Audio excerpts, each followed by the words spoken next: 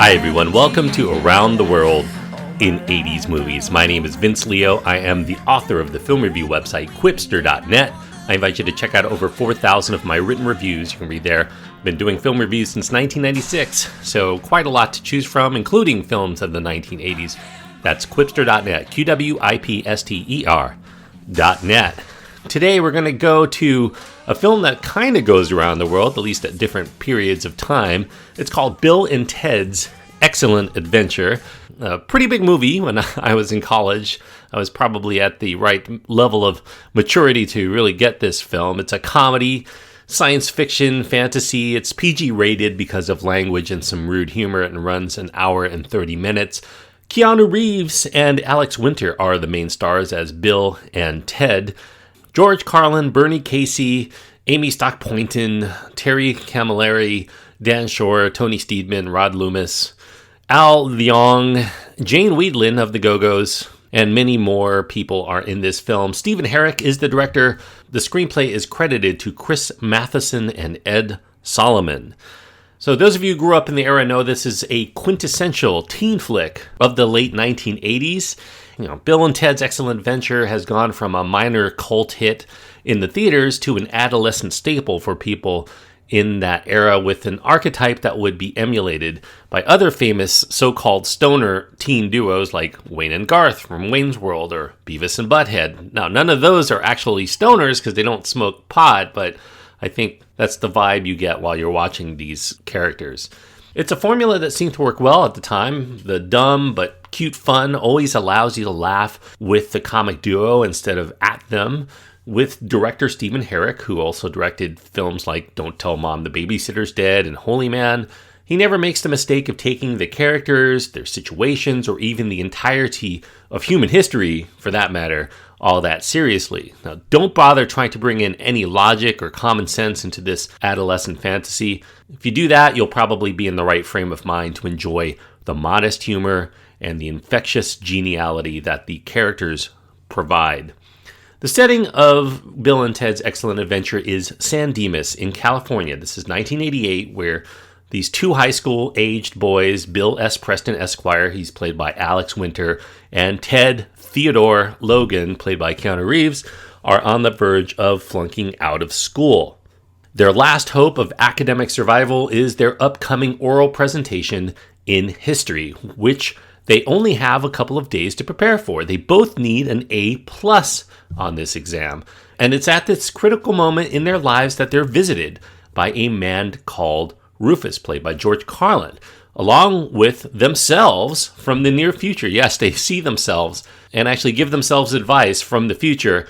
Those selves declare that they are about to go on a wild, time-hopping adventure through history in order to gain first-hand knowledge to help them on their test. You see, the future civilization is built around the music that's made by these two young men in their band called Wild Stallions, which has brought forth an era of peace and harmony and tranquility to future generations. Now, they get into a phone booth, which they use as a means of transportation. Bill and Ted end up visiting various eras throughout history, picking up persons of historical significance, such as Abraham Lincoln or Napoleon or Socrates, or as they call him, Socrates, in order to not only pass their tests, but also to make the world a better place for the Earth's progeny. Now, I probably won't be going out on a limb by stating that one's enjoyment of Bill and Ted's Excellent Adventure is probably going to come down to the age, the mentality, and the current mood of you, the viewer who sees it, as this is primarily a film that's aimed at young adults with additional appeal to kids and some adults who also enjoy films aimed at younger viewers. It's not the sort of film that will have you bowled over with laughter, but I do think that it's one that might actually make you smile now and then, and in between, it has a very pleasant delivery and a likable enough performances for it to at least pass as an amiable time killer. While some viewers might complain that this sort of movie is indicative of the dumbing down of teen films that occurred during this time period, I think it can be argued that this actually has the opposite effect. It makes world history seem like fun. We have characters that we can all relate to, mostly because they come down to our level within the film. Most of the characters play to certain stereotypes and well-known personality traits, but Given that nearly everything else about the film resides on the surface level, I think it's disingenuous to expect that the real-life historical counterparts would appear rather than the idealized cartoonish representations that those viewers with only a passing familiarity with them might know. To the film's credit, the supporting cast of kooky characters is excellent, not just in the slang usage of the term used by Bill and Ted. There are some choice rock allusions and smaller roles for E Street Band sax player Clarence Clemens and the Go-Go's guitarist Jane Wiedlin, and a few other cameos that are a joy here. The film is not necessarily meant to be taken seriously, but there are some thematic through lines I guess you could draw upon. One of them happens to be that the film seems to suggest that history is fun, but reading is maybe not so much. Bill and Ted end up traversing to the library upon having to gather information, but they're generally clueless about what to do. It's just not the way they prefer to learn. Their basis of knowledge comes from experience and hearing about things, so it's only natural that their conveyance throughout history comes from a phone booth, which is an obvious nod to another time-traveling property, Doctor Who. The phone booth has mounted on it a TV antenna to operate, television being the replacement for books for storytelling and information in the era. The phone in the 1980s is where many teens heard gossip and connected to one another, so a phone booth is appropriate too. And if they're going to have to find out about history, it's going to have to be directly from the historical figures themselves in order to make the world a utopia. That utopia does not involve books. It involves listening to music, their music, and just being righteous dudes who are excellent to one another. If you watch Bill and Ted's Excellent Adventure today, it's one of those movies that one might, based on outward appearances, be tagged as maybe too dated for today's audiences to fully connect to. Perhaps you might feel like you have to love 80s movies and the kitsch that provides in order to really get into it. But I think that in this case, the datedness does work in its favor, with the exception of maybe one moment where Bill and Ted share a homophobic reaction to finding themselves in each other's embrace that seems to be very dated to the time.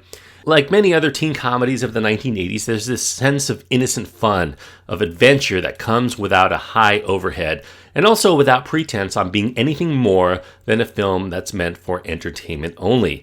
And as such, I don't think that Bill and Ted's Excellent Adventure is going to be embraced by film snobs, but as something to entertain young and old alike.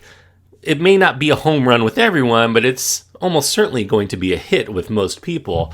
You don't have to head out to the Water Loop, which is the water park that is in San Dimas, California, at least in this film. I think it's called Raging Waters, perhaps, in real life. I don't even know if it's still there anymore, to be honest with you. I haven't been there for a long time, but you don't have to slide down a water slide to experience a fun ride. It's all right here in this compact 90-minute, most triumphant adventure. This film was followed by a sequel in 1991, Bill and Ted's Bogus Journey.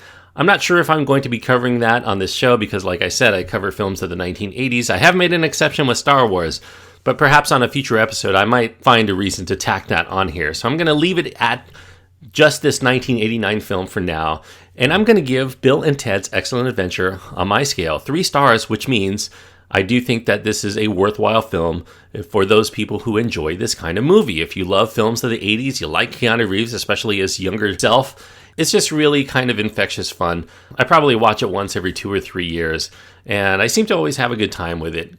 Kind of an easy recommendation for me, even though I realize it's kind of a dumb movie, and meant to be so, to its credit. Thank you everyone for listening. I hope that you enjoyed this review. This is the first of 3 films that I'll be doing that cover time travel for high school teens. Now, those of you may immediately think, well, 1980s time travel, teenagers, obviously I'm going to get into Back to the Future next. Now, that happens to be a trilogy in and of itself, which I will probably visit sometime soon. I'm going to leave that aside, and I'm going to go to another time travel film of a certain sort. Peggy Sue Got Married. That'll be my next review. So for those of you who like to watch the movie ahead of when I do the review, check out Peggy Sue Got Married, because that will be my very next review. Francis Ford Coppola film that was fairly critically acclaimed kind of at the time. I'll see if it actually stands the test of time when I review it on the next episode. Thank you everyone for listening. I hope that you enjoyed listening to the Around the World in 80s Movies podcast. I also want to encourage you to check out the film review podcast in which I cover brand new films that are out in theaters. It's called the Quipster Film Review Podcast. QWIPSTER. Just search for that wherever you search for your podcast and you'll find me.